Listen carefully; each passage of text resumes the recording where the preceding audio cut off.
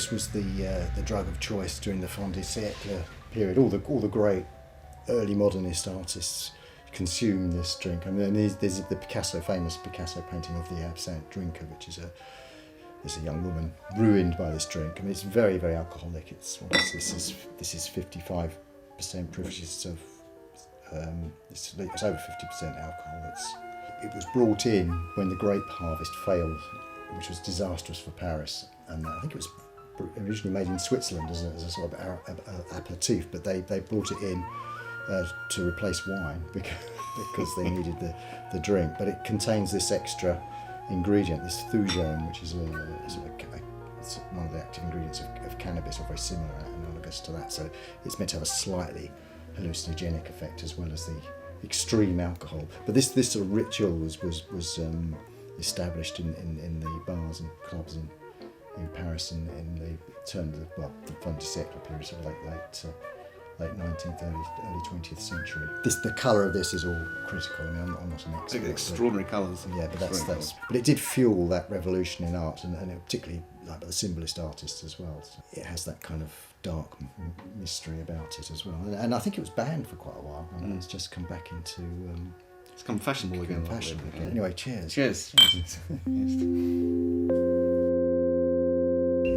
Across the fields of forever, I see detectorists seeking for lost realities, an understanding defined by the instruments of observation, machines of perception and interpretation.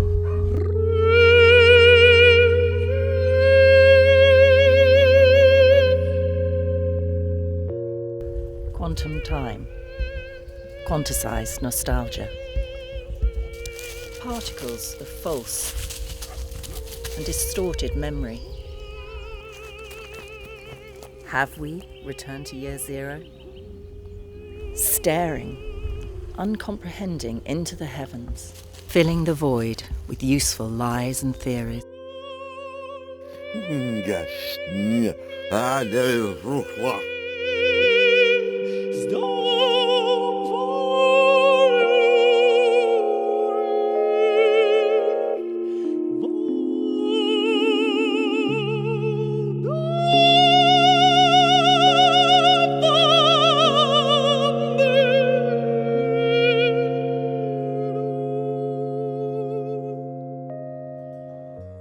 Regards my work, these are the seminal books. This is the Magus, which was published in 1801. This is a copy by Francis Barrett. People think that William Blake was a kind of a one-off genius, lunatic, depending on how you look at it. But actually, he moved in a circle of intellectuals who were sort of holding on to old mystical ideas.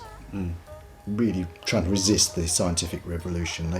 Then Blake had a particular dislike for Newton, who he blamed for measuring the rain, trying to measure rainbows and basically bring in the scientific age, which of course was wrong, because historically now we know that Newton wrote and was far more interested in alchemy and mysticism than he saw that as the real area of interest, and that his scientific discoveries were relating to that. So Blake sort of rather misaimed. Is that was that how you were drawn into the art world? Do you think through mysticism and yes, alchemy?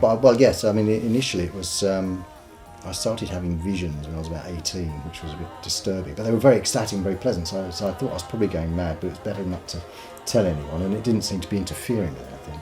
So I was getting these visions, and then I got involved with the spiritualist church. There was a spiritualist church right near us, but my very close friend, his mother was one of the top mediums, and they asked me to join their group without any knowledge of the fact that I was beginning to have these odd psychological effects. And then what got me into the art side of it was when Max Ernst died, and they showed some of his work on, can you believe it, on tea time television. I thought, these are the visions I have, and I should be able to. And it sort of went from there. Of course, it took a very long time to be able to capture those visions and make it into works of art. But that was the core of it. I think these days many artists would say that they're dealing with symbolism. The difference is that the symbolist movement was exactly that. It was a movement of the time, and that was responding to certain factors of their period. Particularly, they were reacting against the increasing dominance of science and positivism, and they wanted to get more into the inner world rather than what was being discovered in the outer world. And also there was something of a crisis with religion at the time too, because the more accepted beliefs no longer held sway, and that opened up areas for occultism to come in more, which also the symbolists, some of them were interested in, and spiritualism. So they were a movement of the time, and in that sense they're different from artists today who are working in a very different sort of environment and in a different cultural environment, though they might also be making symbolist images or sculptures. There is a difference, and the themes are different too, because the symbolist movement had certain themes that can be defined. I would say, for instance, certainly the inner world, dream, myth, sexuality.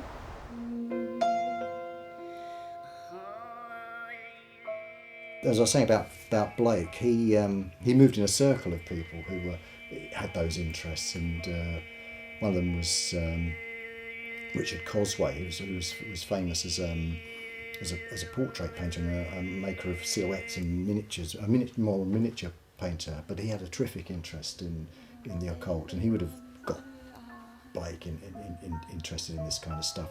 But this chap, Francis Barrett, was another part of that circle. And this book was quite scandalous at the time when it was published, because it was the first time they had representations of demons. And I think Barrett probably drew these, and these were from his own visionary experiences. And people were still pretty religious at that time, so this kind of stuff was... These are biblical devils. I mean, this is Astaroth, and but this is a whole manual on ritual magic, and of course you can't believe that this was still current. It was just about hanging on, and I don't think anyone has ever really managed to pursue any of these processes to the full, because they involve a huge amount of time and money and resources to actually become a ritual magician. I mean, you have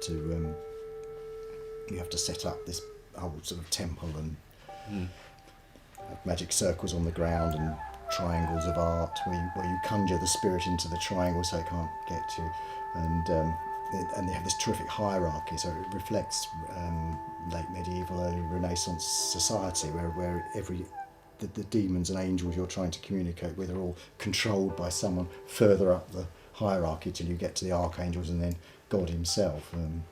But to do real black magic, you have to be absolutely, you have to conjure up demons, and to conjure up demons you have to be very, very pure, so you have to lead this incredibly pure life, and it has the details are in this book on how to purify yourself before you confront these, because if you're in any way a sinner or have anything, then the demons can work on that and get you. So it's really pretty much impossible to do these things.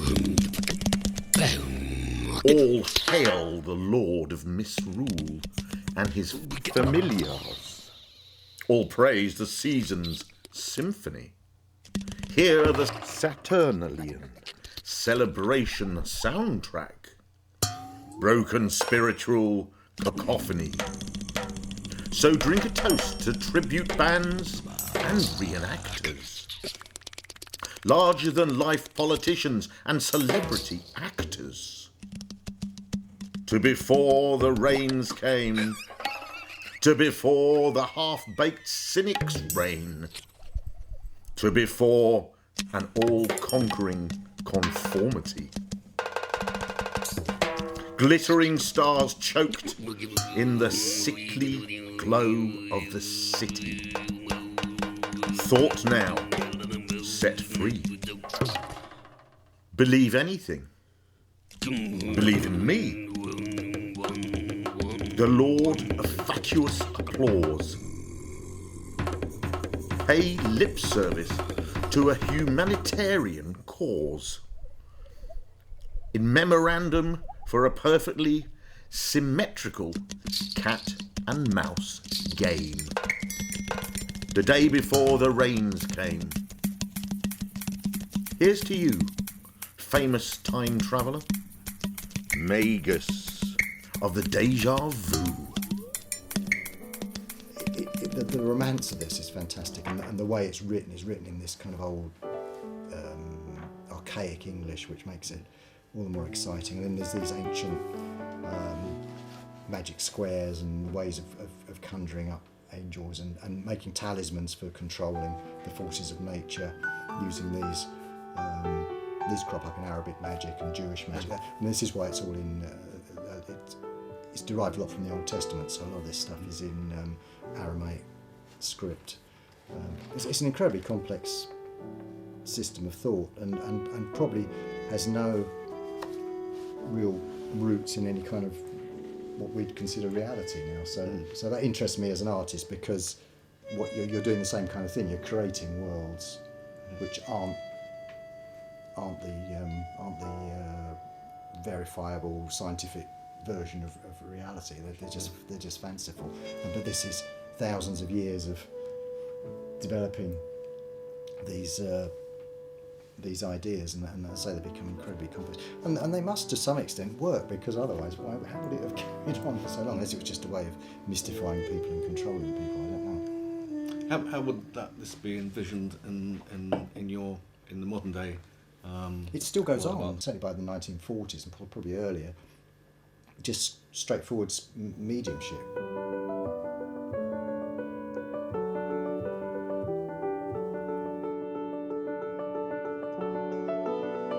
You and I would be sitting here, and one of us would be the medium, and we'd go into a trance and communicate largely with the dead, necromancy, which is part of this. And people are always interested in talking to dead relatives or people that have recently passed. And obviously with the 1418 war and the Second World War, there was a lot of people desperate, and there's a terrific amount of charlatanism went on. But as I say, there's kind of this form of the occult is much more organised, and by the time you get to Victorian times, they're really quite dismissive. They don't like that kind of mediumistic kind of thing, because it doesn't offer you any protection from all kinds of other potentially demonic forces that come out of it. In artistic terms, of course, the Surrealists based their work on the model, Freud's model of psychoanalysis, but there is a definite crossover. And if you do away with the idea of spirits and have the idea of complexes, as in Jung's version for psychoanalysis, analytical psychology, it's not that far removed. The idea is then that all these crazy forces are actually within our own mind and not out there in some kind of astral world that we can tap into. I am in the egg. All potential not yet realised. You in the spiral shell. Refuge from experience. Living internalized.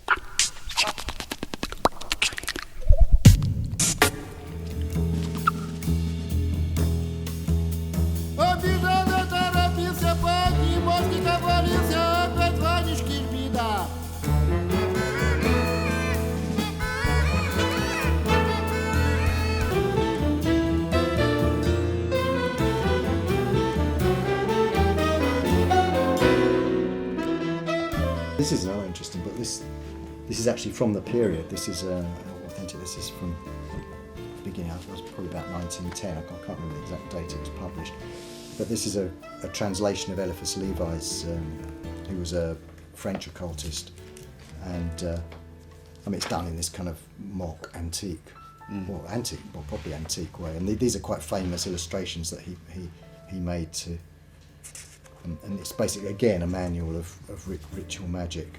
But again, there was actually a paperback version of this in the library when I was at school, so it did sort of feed in, and we were all fascinated by all of this stuff. But I say later on, I found out that it had inspired the Salon de Rose Cross in Paris.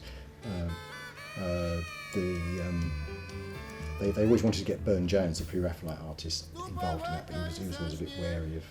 He was more interested in Arthurian legends over here. I believe Burne-Jones was All part of this. I think most people with the time and the money at that time were interested in forms of spiritualism. So there is evidence that the pre-Raphaelites were. Certainly Rossetti was very much into it. They actually had a proper Ouija board seances in Tudor House up on the Thames. And of course, before him, Samuel Palmer. Well, we think so, yeah. They were called the extologers. I think that was more to do with the sinister little tripod stools they carried around. And so the locals thought were some kind of magical instrument, but in fact were their stools which they sat on to do plein air drawings of trees and things. But they wore these very large hats as well. But they did wander around reciting Shakespeare and poems late at night around the streets and singing, which was probably a bit more sinister. But I think there is. I've seen some of the more obscure Palmer drawings, and there's definitely an occult, kind of a land geomantic magic thing going on there, where the idea of sort of, nature spirits, and that infuses the pastoral landscape etchings and that he's doing. And that's why they were interested in. It was all inspired by Blake, who was obviously completely fueled by this energised imagination, as he called it. The symbolists were very interested in ideas, and they wanted to transmit their ideas, and often in a way that wasn't necessarily something that could be easily verbally defined, but would be communicated on other sorts of less conscious levels.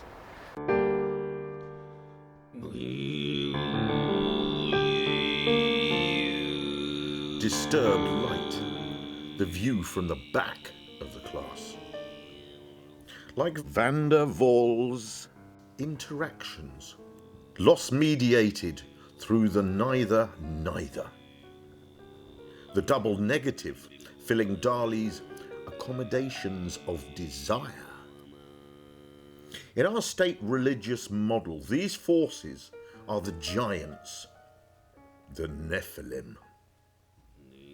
Now only their tiny, fairy emissaries sneak back and forth across the rainbow bridge. The great fallen angels of Bosch, Ernst, and Speer no longer risk getting entangled in mortal woman's hair. A Nephilim inheritance outside of a nucleic acid genome. The persistence of madness through the aeons. The fireside storyteller channeling the angel of hearth and home. And I believe now that your critics, your reviewers, and indeed your supporters are now likening you to. Yes, it's an easy, like yeah. And he is the granddaddy of all artists that are working with the imagination in an anthropomorphic way. Because all of this visualises the forces of nature in terms of human type figures, whether it be angels or spirits. Well, I noticed that in your work, the forces of nature have greatly influenced your work. Not influenced work, but you can see that angels and fantasy and Yeah. in your work. And when did you start? When did you first start realising this? Well, one of the great moments was discovering Richard Dadd's Fairy Fellas Masterstroke, which is just an incredible piece of work. And it's a classic fairy, Victorian fairy painting, and fairy painting was a way artists could experiment with surrealistic ideas and fantastical ideas, and not be too far out, and also sexual things. You could paint nymphs and whatever, without being too shocking. I noticed that in some of your subject matters in your paintings and your works. Describe some. Perhaps you could talk about the figures and the type of subject matters that is included in your work. But it's an extension of those ideas. But it's more chaotic. The idea that sort of an ordered nature governed by all these forces which can be visualised as fairies or nature spirits, and that it's a bit beyond that, in that it's not all nice. It's all just there's a kind of disorder to it all, which I quite like, and so you start getting hybrid animals, and it's all breaking down really, or there's a greater logic to it, which we can't see, which I think is the way people go through life really.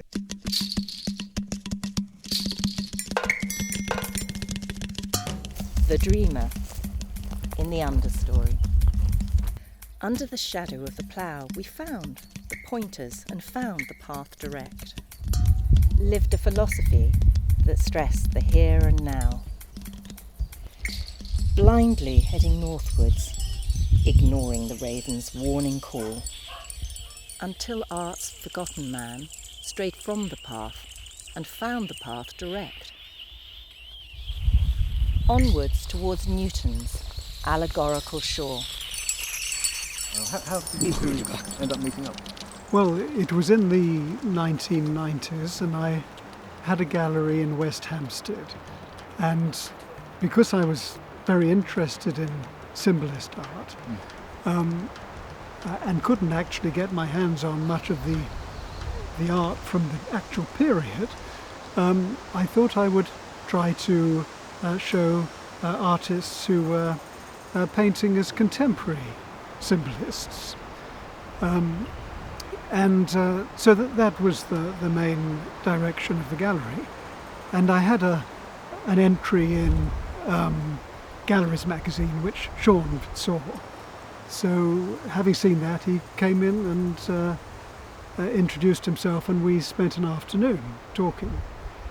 And from then on, we worked together for quite a few years and did several group shows and also a couple of solo shows, and one in the West End.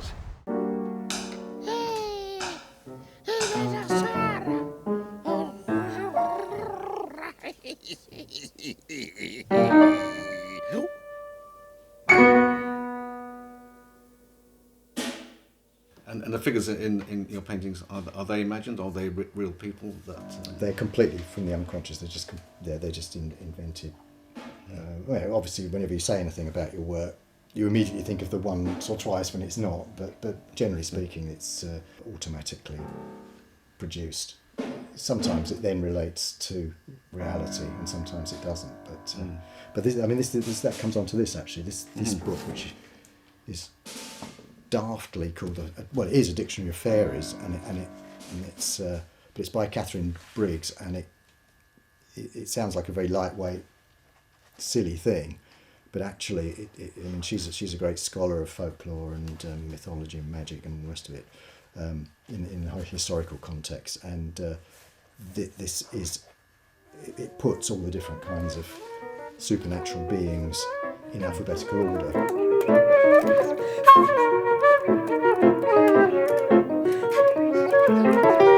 But this was a big influence when I came across this, because you realise that this is a vast area of sort of human experience. The idea of and the idea that the fairies are these kind of diminutive creatures scuttling around in the undergrowth is a relatively new idea.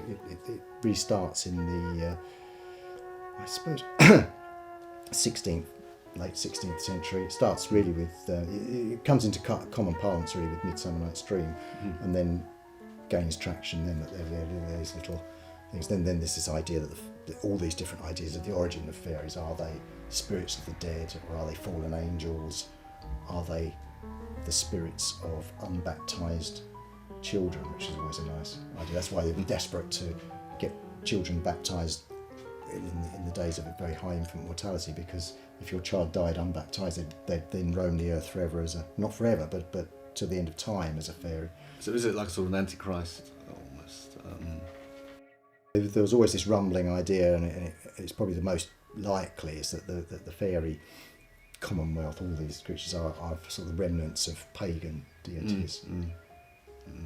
That these old gods, which are now quite closely linked up with sort of Freudian or Jungian archetypes, so they are these unconscious forces. They became deified and were sacrificed to and worshipped pre-Christian time.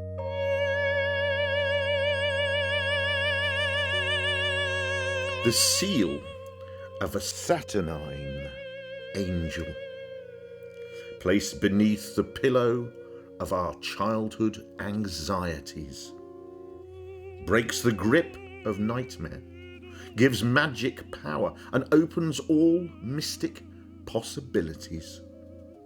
By an open window of a sleeping mind, a talisman for rebooting neurochemistry. So to leave false memory behind,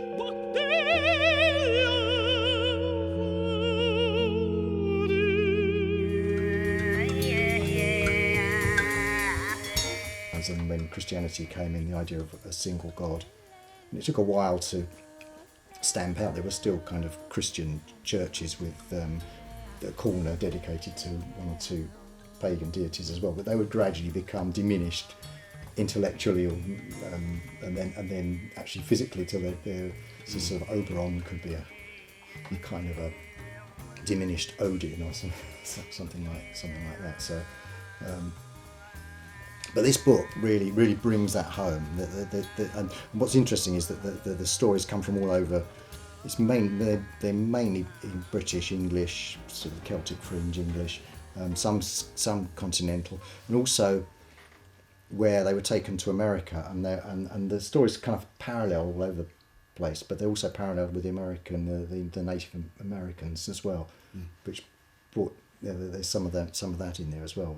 Which leads me to the question of how do you feel that your work has evolved vis-a-vis these books on mysticism, on fairies, etc. Well, the interesting thing, I'm working on a solo exhibition now, and because of the level of detail in the work, it's very hard to get a body of work together to sell as an exhibition, because you have to sell it all piecemeal to survive. So, but I'm finally in a position where I can do that, and in the present context, I can work very, very freely. So I'm working completely without any constraints, and I'm realising that actually what I'm doing is exactly the kind of stuff that when I was in my early 20s I was trying to do, but without the technical skills. So in fact, there's not actually been any real evolution at all. It's the evolution has just been in the technical ability to express things. Seems to be going back unconsciously quite often to very early work and recreating it, but in a way that's much more effective, I suppose. So the transition between when you first started and now is that you've gone back to.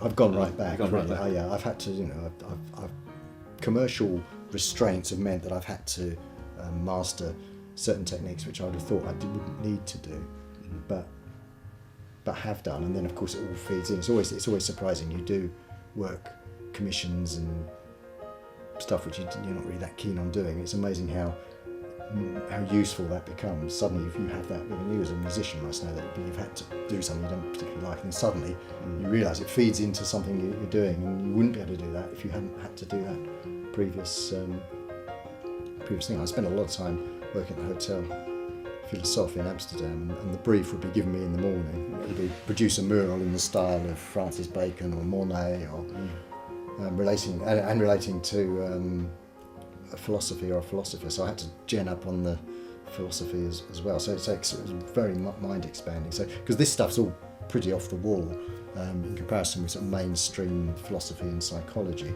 but my time spent at the Hotel Philosophe was having to actually understand or master to some extent mainstream philosophy, and that suddenly puts this in a very different light.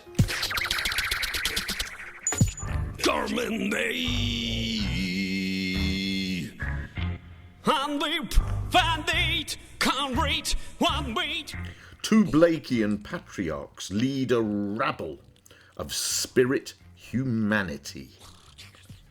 Blow away my reverie of a cliff-top church which overlooks the sea. They came to steal the ancient angelic hierarchy, rescuing it from bad faith, apathy, and postmodern empathy. Constant recurrence, trapped by a geographical topography. A stranger's stream of consciousness falls into chaotic flow. Psychedelic eddies, views from impossible angles. No more listening to lampposts segmenting the flaneur's meditative walk. They come across the stolen sphere of angels and stumbled into the great work. Finally, action, not just talk.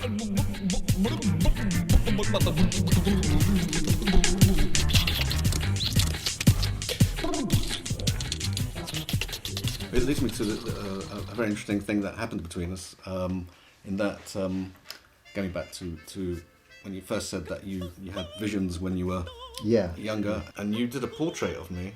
Yeah, well, that's an interesting point. I mean, what was really fascinating, studying these books and studying Victorian ritual magic, and that they were very systematic, and they had the ideas that certain colours had certain powers and certain numbers, and the arrangement of that, which comes to the idea that if you get a painting can actually have an effect in the real world, because of Dorian Gray type phenomenon, and largely that doesn't happen, thank goodness, otherwise, goodness me, but it did on one famous occasion, of course, when you were away, and I had an exhibition in, where was that? It was in Beecham Place, wasn't it, in Knightsbridge, and as a joke I painted a picture of you playing the piano, sinking below the waves, so there was just the keyboard bit and you just about quite playing. Dali-esque, actually. Well, yeah, it was a kind of surrealism, but it was a jokey thing, and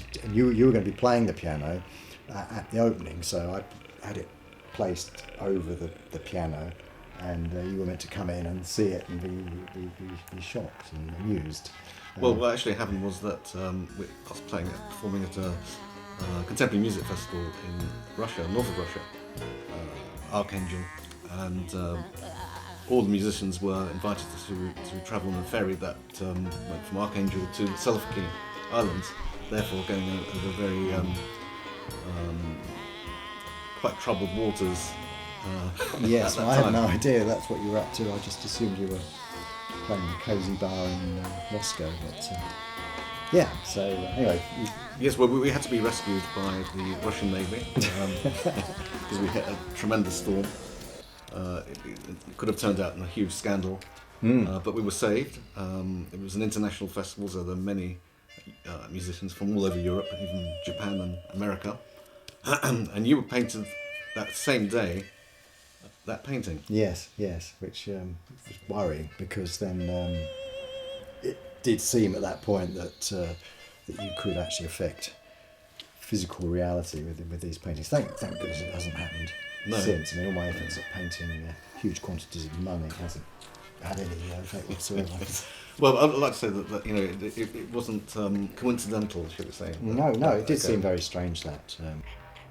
Yes, I'm sorry about the piano incident. I've been much more cautious about what I. No, I don't put. Is it more intriguing parts of my life, anyway, should we say? Yeah, I mean, we could sort of carry out experiments with some people we dislike and paint them in awkward positions and see where that happens. I mean, that's sort of old school witchcraft, isn't it? Of course, yeah. Yeah. Really. Well, the way things are going, we'll probably bring back burning of witches, won't they? Cheers. I'll be first against the stick, whatever it is. Cheers.